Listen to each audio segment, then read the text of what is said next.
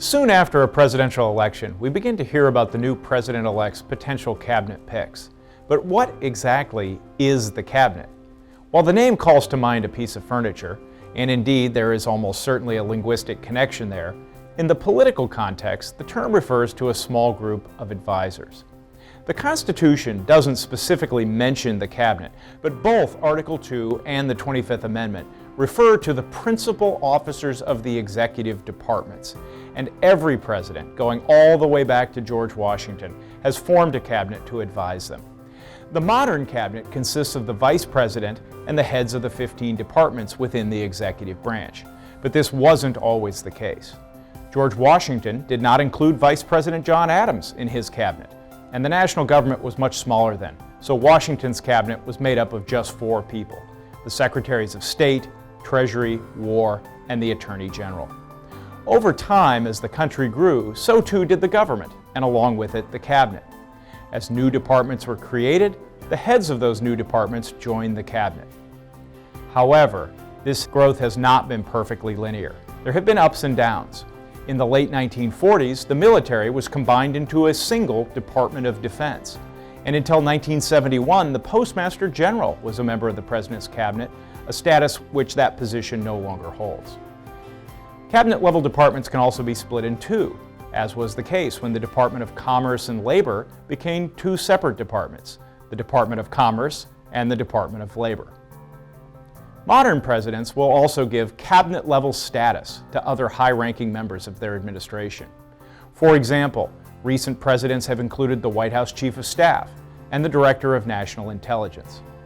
However, these officials are not formally members of the cabinet in the strictest constitutional sense, nor are they in the line of presidential succession.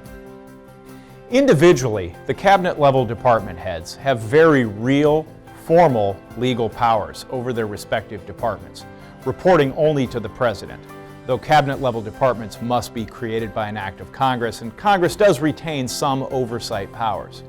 When they meet as a group, however, their role is almost entirely informal, to advise the president, and the president can take or leave that advice as they see fit. As President George W. Bush put it, the president is the decider. Some presidents have chosen cabinet secretaries who don't necessarily agree with each other or even with the president, as they think this will provide them with differing opinions and ultimately the best advice. Other presidents prefer to have cabinet members who will agree with them and simply carry out their orders. Presidential scholar Richard Ellis argued that presidents will even sometimes have cabinet officials act as lightning rods, taking the blame for failures that may, in fact, be the president's fault. Cabinet appointments are also made for partisan political reasons and to reflect the diversity of the American people.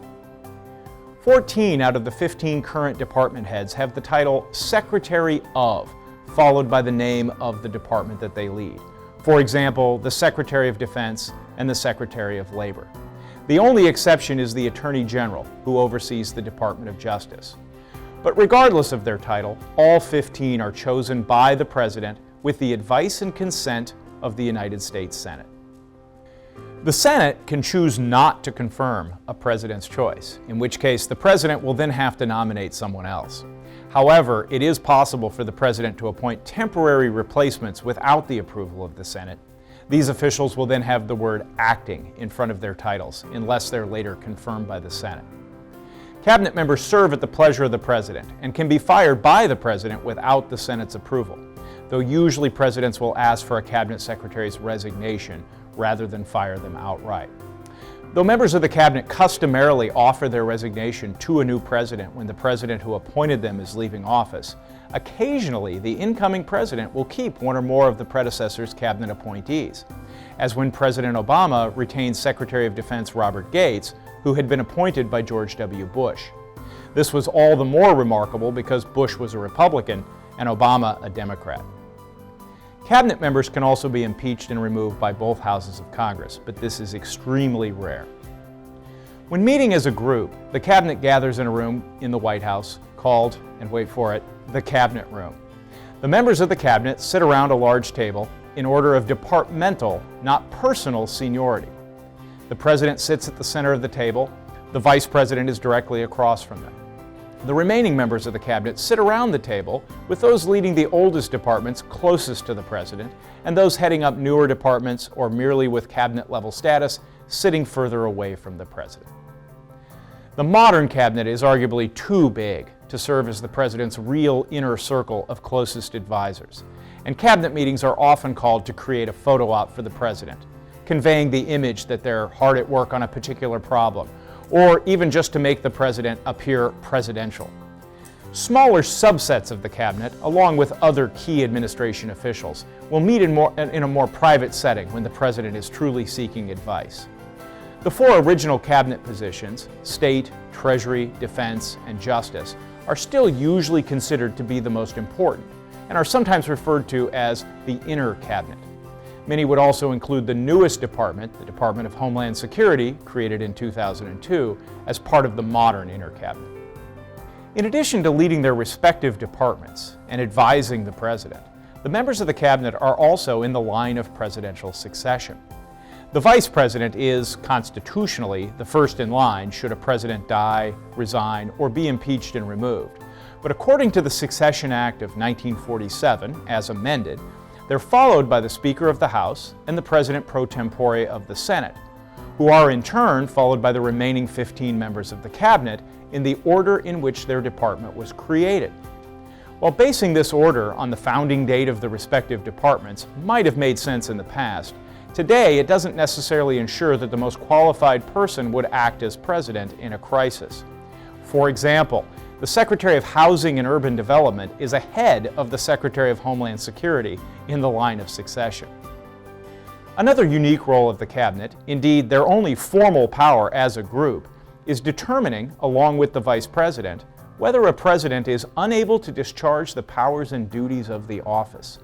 Under the 25th Amendment, if the vice president and a majority of the cabinet believe that the president is unable to discharge their powers and duties, the vice president immediately takes over as acting president until Congress can make a final determination. While this has never happened, it has been reported that some cabinet members have talked with each other and even discussed with the vice president the possibility of invoking the 25th Amendment on more than one occasion. Though not explicitly in the Constitution, the cabinet has nonetheless become an important and enduring institution in our political system. And now, the next time someone mentions the cabinet, you'll know they aren't talking about where the president stores their dishes. Thanks for watching. If you enjoyed this video, please like, share, and subscribe. And make sure to click that bell icon to stay notified when we upload new content. Videos like this are only possible because of viewers like you. To help support this channel, click on the link in the description below. We'll see you next time.